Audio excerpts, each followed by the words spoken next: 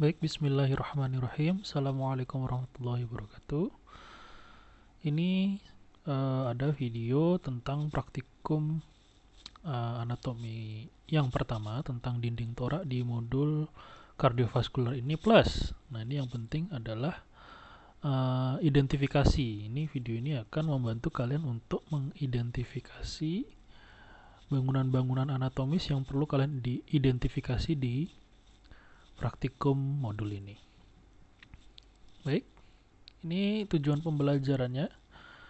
Jadi tujuan pembelajarannya pada praktikum ini kalian paling tidak akan mengetahui fungsi dari toraks ya. Terus kemudian komponennya. Di komponen ini nanti akan ada pembentuknya, pembentuk dari dinding dada, pembentuk dinding torak, kemudian isinya.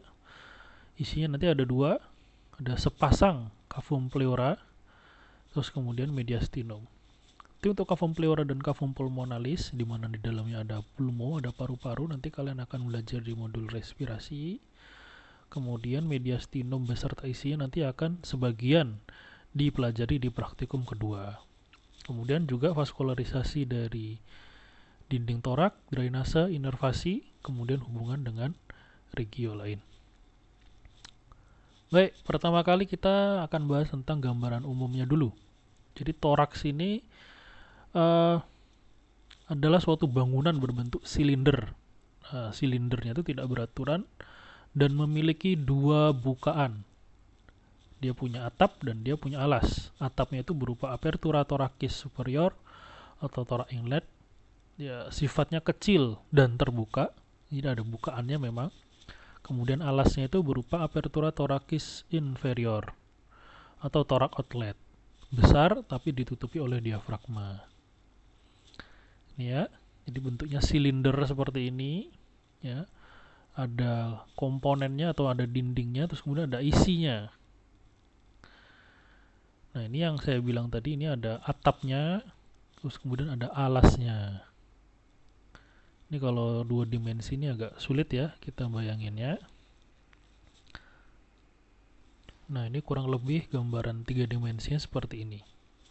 Jadi ini ada dindingnya dari costa, sternum, vertebra dan lain sebagainya. Terus ada nanti isinya, nanti di dalam sini ada paru-paru, jantung ya, mediastinum dan lain sebagainya. Ini yang atas ini adalah disebut dengan atapnya atau thorax inlet ya, thorax inlet.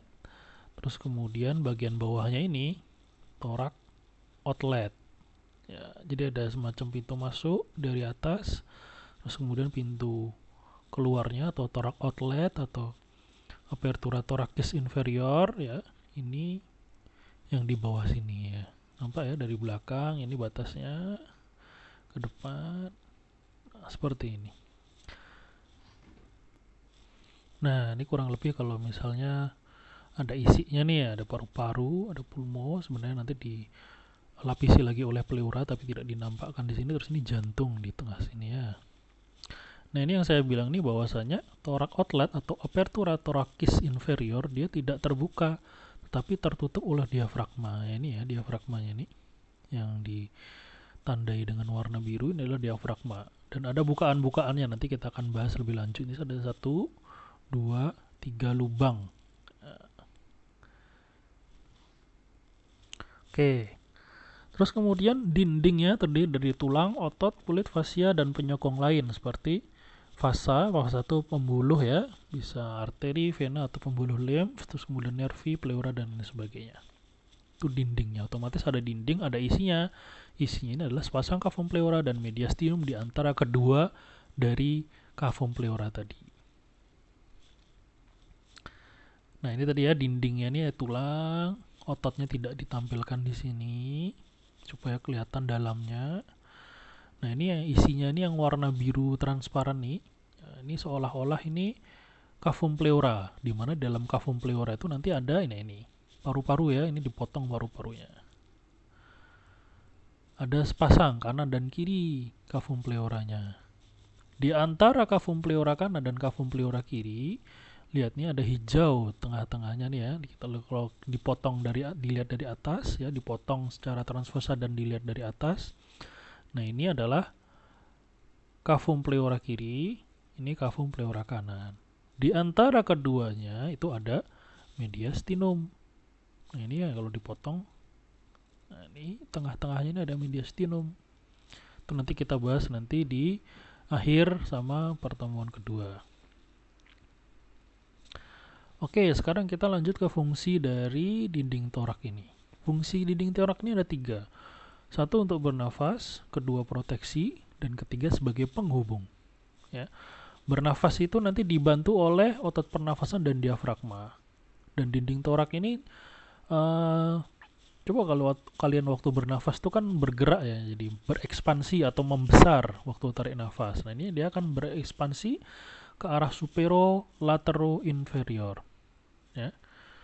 Oh salah, maaf, supero latero anterior, ini salah nih ya. Nanti saya ganti. Anterior ya, ini bukan inferior. Terus kemudian fungsi kedua adalah proteksi. Dia akan melindungi organ-organ berupa kor, pulmo, dan fasa besar yang ada di dalam torak. Dan ternyata kavitas torakis dinding torak itu tidak hanya melindungi organ-organ yang ada di dalam torak, ternyata dia juga melindungi organ-organ yang ada di abdomen, sebagian saja. Jadi sebagian hepar, sebagian gaster, sebagian lien, sebagian ginjal, pankreas, dan lain sebagainya. Ya, ini yang saya bilang tadi, ketika bernafas, dinding dada akan bergerak, berekspansi ke arah lateral, supero, anterior. Ya, lihat nih ke arah atas, bawah, tarik nafas, buang nafas, inspirasi, ekspirasi. Nah, ini lihat ke arah anterior sedikit waktu tarik nafas tadi. Ya.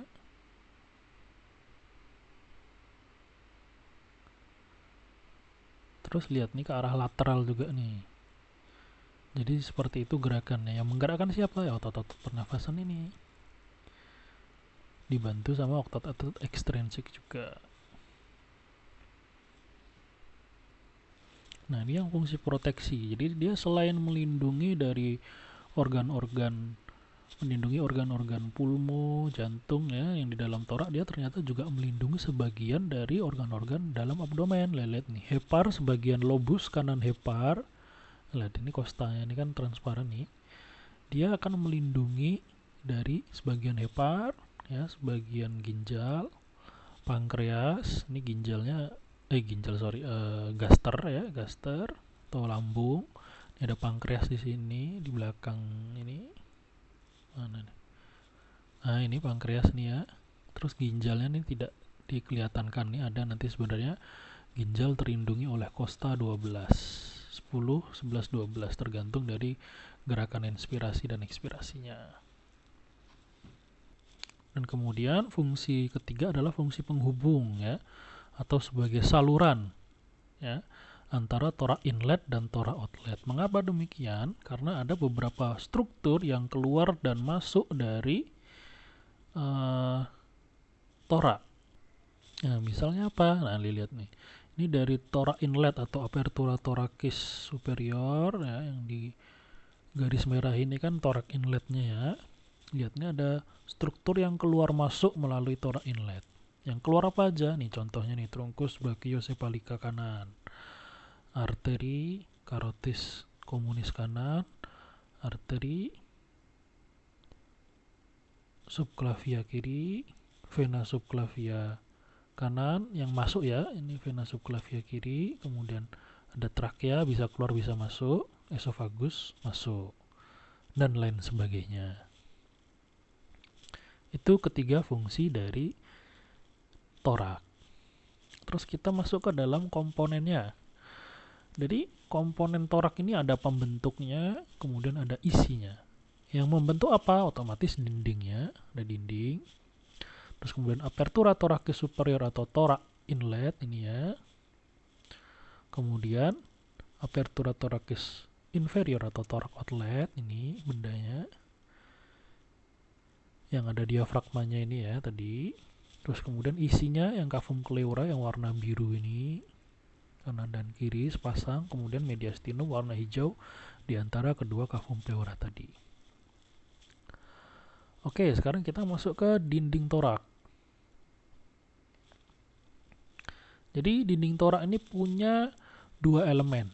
Ada elemen skeletal dan elemen muskuler. Ya, jadi rangka dan otot yang melekat kepada rangka tersebut. Batas atasnya berupa ya torak inlet tadi yang dibentuk oleh vertebra thoracal 1, costa 1, dan manubrium sterni. Batas bawahnya berupa torak outlet dibentuk oleh vertebra thoracal 12, costa 12, bagian anterior costa 11, angulus costa, dan processus stapedius. Nanti kita bahas di yang lebih detail lagi di bagian selanjutnya. Kemudian secara teknis, jadi torak dan abdomen, kafum torak dan kafum abdomen itu dipisahkan oleh satu sekat otot yang namanya diafragma tadi yang saya bilang, yang menutupi dari torak outlet. Kemudian dia juga memiliki vaskularisasi, drainase, dan inervasi ya. Dia diperdarahi, kemudian dia juga akan didrainase oleh vena dan pembuluh limf, kemudian diinervasi oleh nervus. Sekarang kita ke komponen dari dinding torak yang bagian rangkanya, yang komponen skeletnya.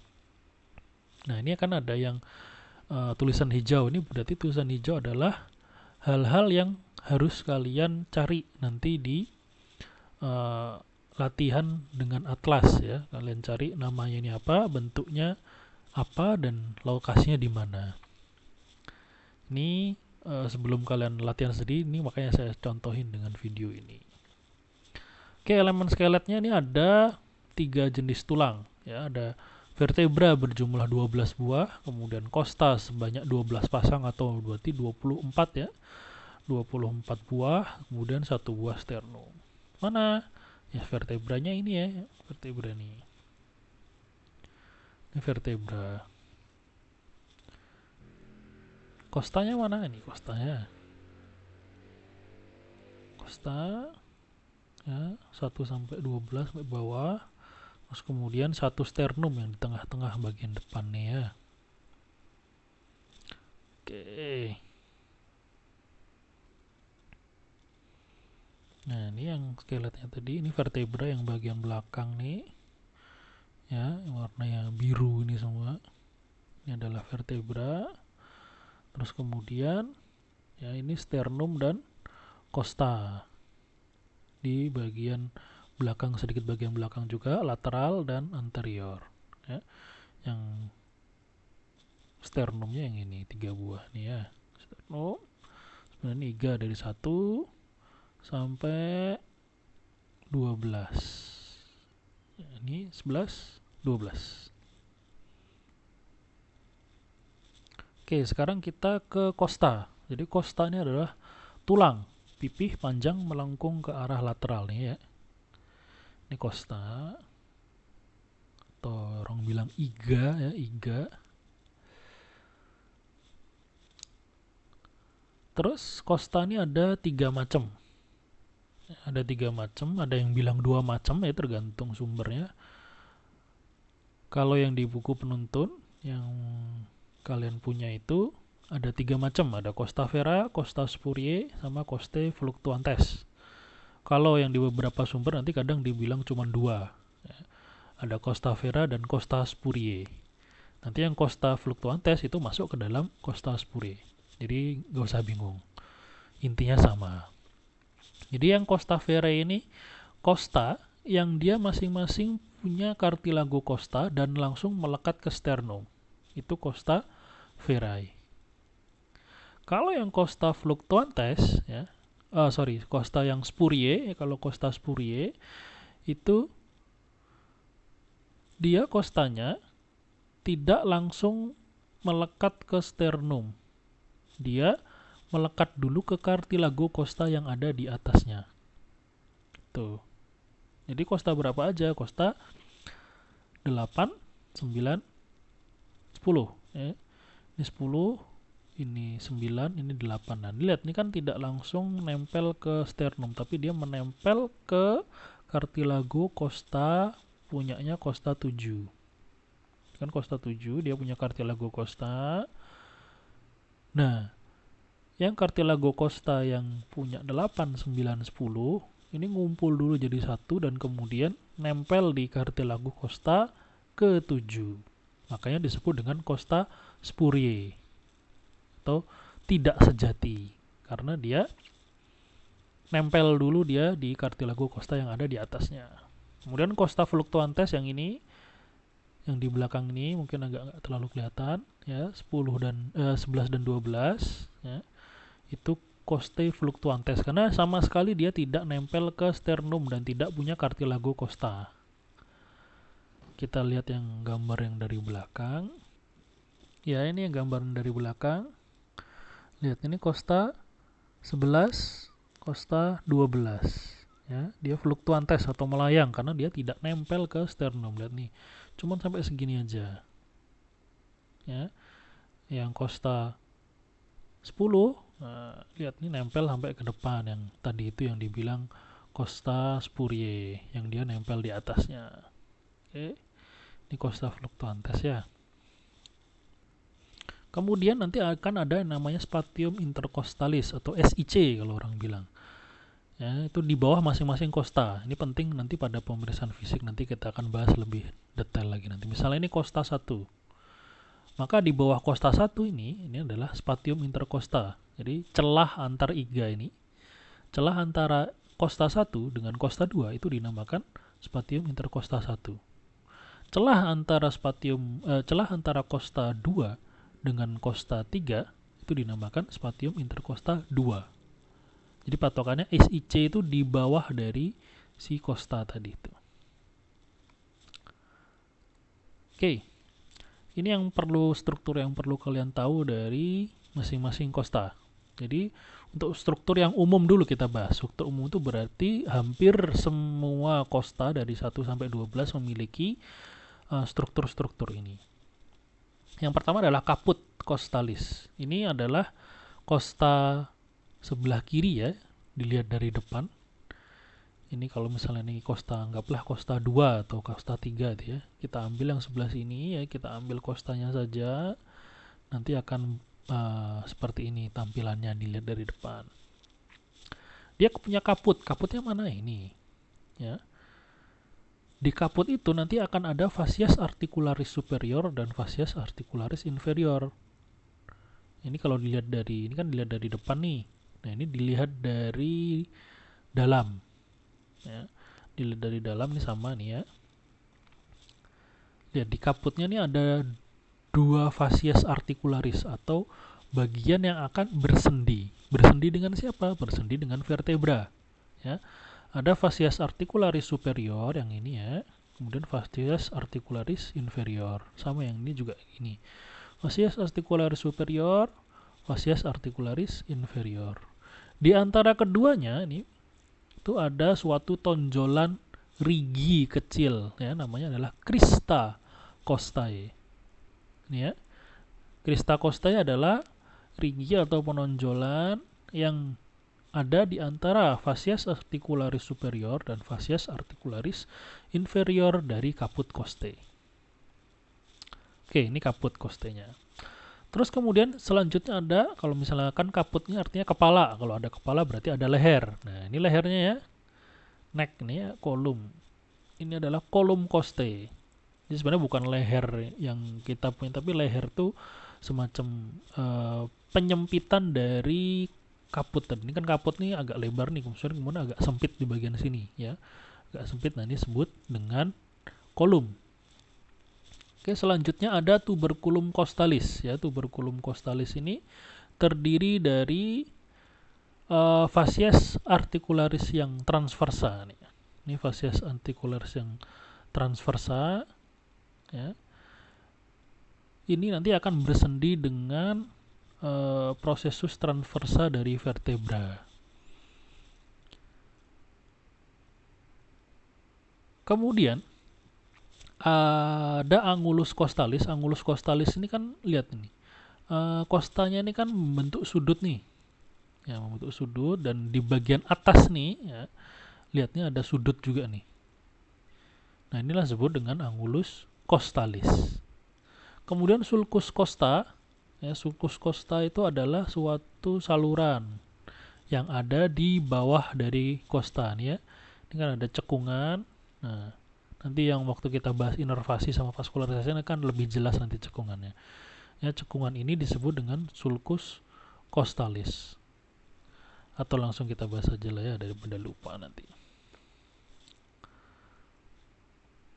Ini dia.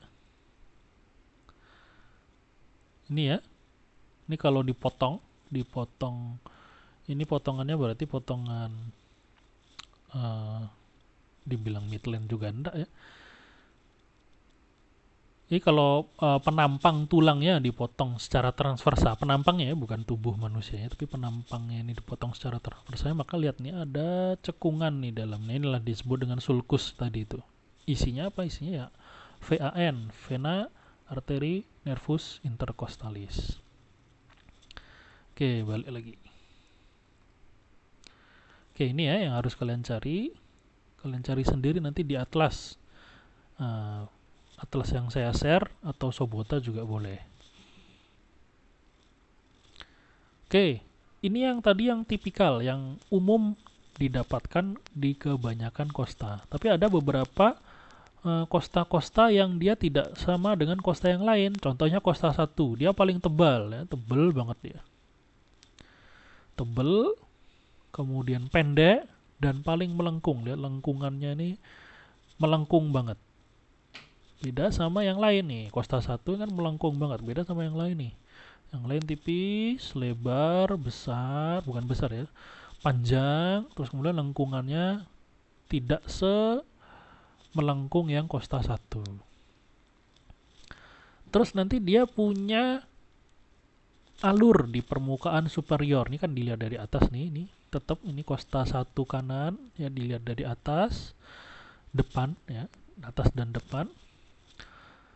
Ini ada 2 alur ya, katanya grooves nih alur. Alurnya apa? Alurnya dilewati oleh arteri subclavia dan dilewati oleh vena subclavia. Makanya namanya sulcus arteri subclavia dan sulcus vena subclavia. Ya, dua sulcus nih. Di mana 2 sulcus tadi dipisahkan oleh tuberculum dan crista scalenum. Ya, kristanya yang sebelah sini, kemudian tuberculum ini tonjolannya yang di bagian medial nih, ya, ini tuberculum scalenum yang kemudian berlanjut sebagai crista scalenum. Di sini kristanya ya. Crista itu kalau kalian raba itu dia pada tulang asli ya. Kalau misalnya di online ini kan kita nggak bisa meraba. Pada tulang asli itu nanti permukaan crista itu akan lebih kasar dari permukaan yang lain. Nah, itu namanya crista. Kemudian kosta 10 sama kosta 1 itu hanya memiliki satu fascias articularis pada kaputnya. Yang gambarnya nggak ada ya. Kemudian kosta 11 dan kosta 12 nih, lihat nih, pendek. Tidak punya kolum ya, dan tidak punya tuberculum. Pendek. Dilihat nih kan. Kosta 11, kosta 12 pendek. Tapi lebih panjang dari si kosta 1 tadi. Kan kosta 1 lebih tebal. Gitu ya. Terus komponen kedua adalah komponen vertebra, pars thoracica. Dia sebagai dinding torak di posterior.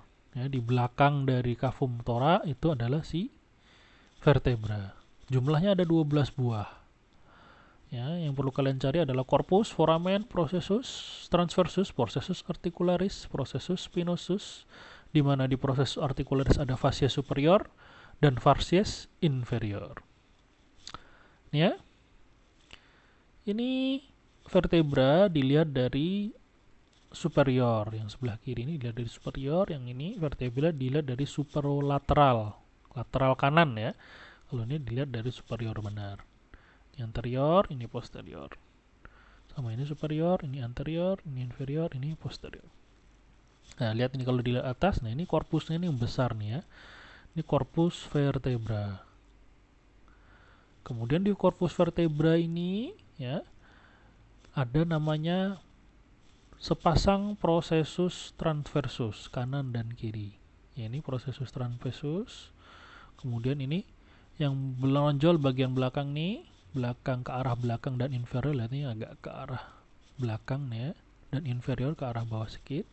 Itu processus spinosus. Yang ini ya processus spinosus. Yang ini processus transversus. Nah, processus spinosus dan processus transversus dihubungkan oleh satu lamina, di mana semua processus dan lamina tadi dihubungkan dengan korpus vertebra dengan sepasang pedikel. Nih pedikelnya, 2 biji nih ya. Oke. Nah, fasies articularisnya mana? Nah, ini agak sulit nih fasies articularisnya. Ya, kita ambil contoh ini. Misalnya kita ambil costa 2 dan costa 3. Vertebra thoracalis 2 dan 3. Nah, ini ya. Ini depan, ini belakang. Kita lihat dari lateral, kita lihat dari kanan. Ya, lihat. Ini processus spinosusnya ke arah belakang dan ke arah bawah. Ini processus transversus kanan dan kiri. Fasies articularisnya mana? Nah, fasies articularisnya ini. Jadi fasies articularis yang superior, nih ya, bendanya, ini menghadap ke arah supero posterior. Oke. Nah, processus fasies articularis yang inferior, lihat gimana ya, dia menghadap ke ini, dia menghadap ke antero inferior. Jadi yang superior tuh ngadapnya ke sana, yang inferior ngadapnya ke bawah situ. Lihat, nah akhirnya ketika digabungkan jadi satu, lihat nih, fasies articularis inferior yang vertebra thoracal 2 akan bersendi dengan fasies articularis superior vertebra thoracal 3.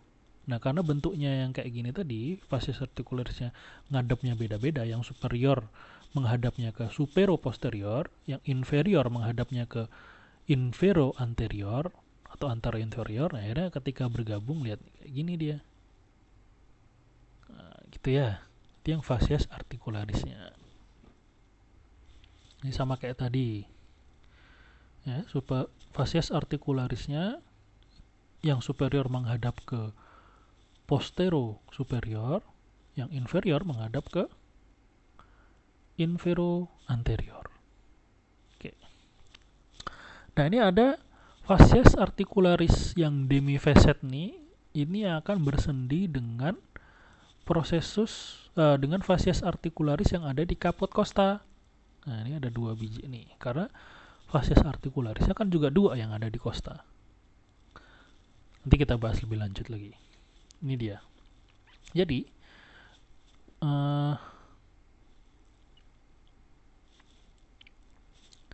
nih misalnya, ini costanya ya, ini costanya agak sedikit transparan ya. Kemudian ada vertebra.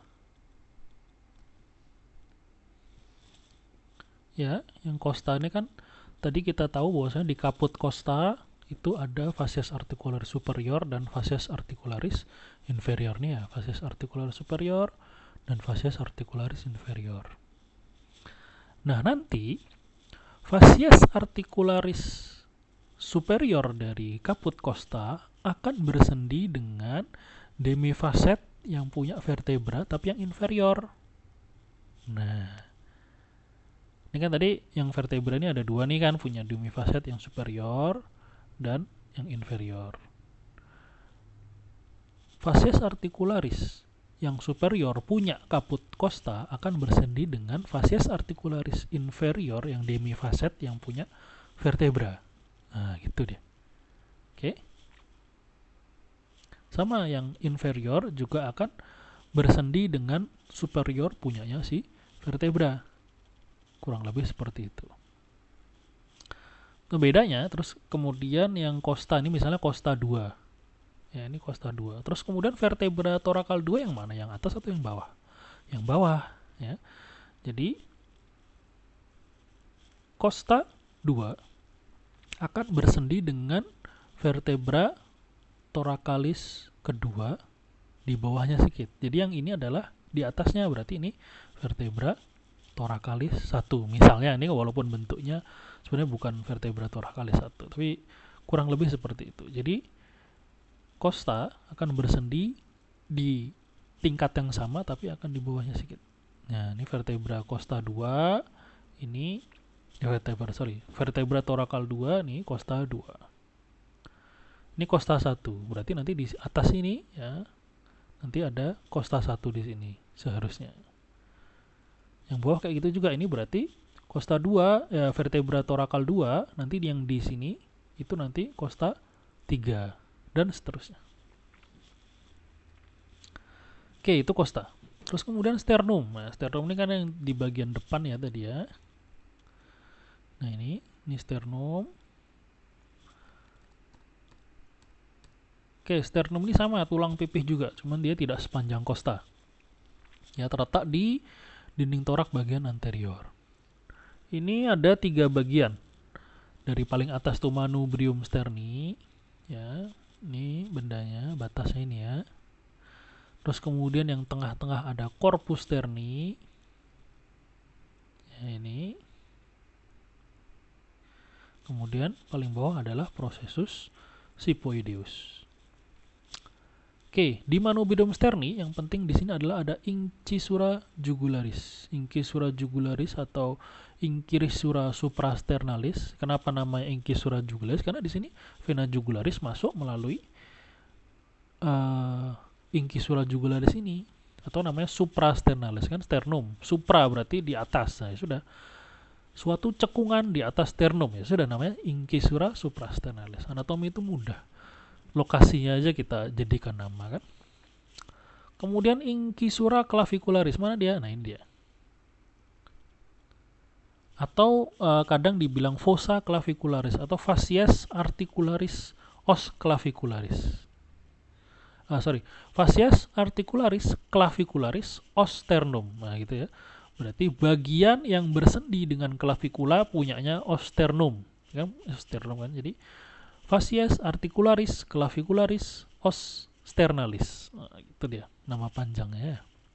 Atau nama lainnya incisura clavicularis atau fossa clavicularis, sama ya. Terus kemudian ada incisura costa 1, ini dia. Ya, incisura costa 1 berarti disinilah tempat bersendi dengan costa 1. Kalau clavicula kan dengan clavicula, os clavicula. Kalau costa 1 ya dengan costa 1.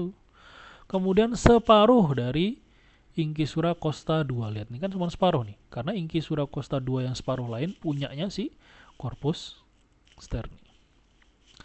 Oke, bagian kedua ini corpus sterni di sini ya, corpus sterni. Bagian corpus sterni yang penting adalah angulus sterni ini. Angulus sterni ini suatu tonjolan yang ada di antara manubrium sterni dan corpus sterni, atau angulus Ludwig atau angulus Ludovici ya. Ini patokan penting dalam pemeriksaan fisik karena di sini kan angulus sterni ini sejajar dengan costa 2, maka di bawahnya nanti SIC 2. Nah, itu penting untuk menentukan landmark atau patokan-patokan ketika kita melakukan pemeriksaan fisik pada torak anterior pasien. Kemudian ada incisura costa 2 sampai 7,5 nih ya. Oke, setengahnya 7. Terus di processus siphoideus seperti itu juga, ada setengah juga walaupun tidak ditampilkan di sini. Oke, itu sternum. Kemudian ada namanya spatium intercosta dan lapisan dinding. Ya, spatium intercosta yang saya bilang tadi, celah antara costa dan costa di bawahnya. Jadi kalau SIC 2 atau spatium intercostalis 2 itu celah antara costa 2 dan costa 3 dan lain sebagainya. Ya, misalnya ini kan costa 1 nih, ini costa 1, ya, berarti di bawahnya ini adalah SIC 1. Costa 2, ini berarti di bawahnya SIC 2. Gitu.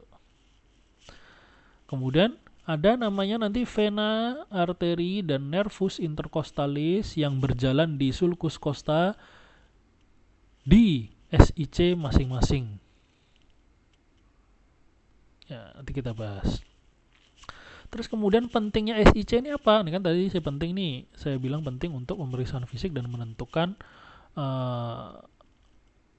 SIC dan organ-organ yang ada di belakangnya. Ini kayak gini, misalnya kita menentukan yang sebelah gambar sebelah kiri ini kan kita untuk menentukan batas jantung. Ya gimana kita menentukan batas atas jantung, batas bawah jantung, batas kanan, batas kiri, ya pakai patokannya SIC. Berarti ini lihat nih, batas atasnya jantung berarti ada di SIC 2, ya kan? Karena sudah fasa besar di atas nih. Batas jantungnya SIC 2. Batas kirinya di linea midclavicularis. Nanti kalian akan belajar di PKK mungkin. Batas kanannya parasternal kanan. Terus kemudian sama, ini kita auskultasi kayak gitu juga. Kita auskultasi atau mendengarkan bunyi jantung, ya, kalian modul kardiovaskular nih kan. Mendengarkan bunyi jantung itu di SIC 2. Di SIC juga, di mana SIC 2 kanan dan kiri, linea parasternal kanan dan kiri. Untuk katup aorta dan katup pulmo, terus kemudian katup mitral dan katup trikuspid, ya, di SIC berapa nih?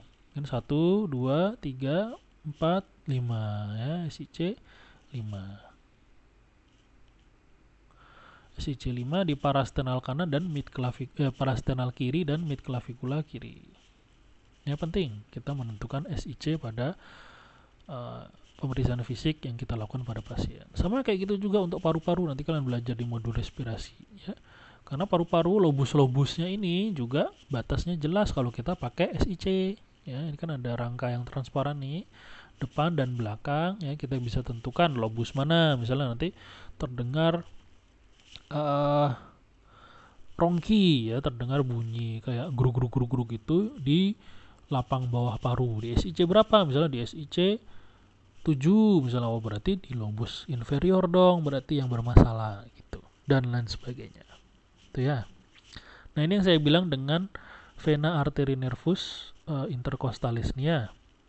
Asalnya dari mana? Ya, dari aorta. Kalau misalnya yang arteri intercostalis langsung dari aorta, ya.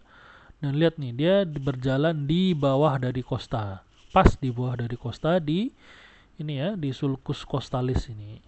Tersembunyi di belakang ini. Ya. Urutannya dari atas ada vena, kemudian arteri, kemudian paling bawah tuh nervus. Ini ya. Vena, arteri, nervus. Ini potongannya dari sini ya. Seperti itu ya, walaupun nanti di atas costa tuh ada yang arteri, vena, nervus intercostalis yang kolateral, tapi kecil nih, nggak apa-apa, nggak masalah ya. Jadi kalau misalnya nanti ada tindakan namanya torakosentesis, ya, kita memasukkan jarum, ya, kita menusukkan jarum ke rongga torak, menembus dinding torak nih, kita mau misalnya mau mengambil cairan pleural, nanti kalian belajar di modul respirasi. Jadi yang ditusukkan itu bukan di bawah costa, tapi patokannya kita tusukkan sedikit di atas costa. Jadi kita tidak mengenai arteri, vena, nervus intercostalis tadi. Oke, selesai bagian pertama. Nanti kita akan lanjut ke bagian yang kedua. Terima kasih. Assalamualaikum warahmatullahi wabarakatuh.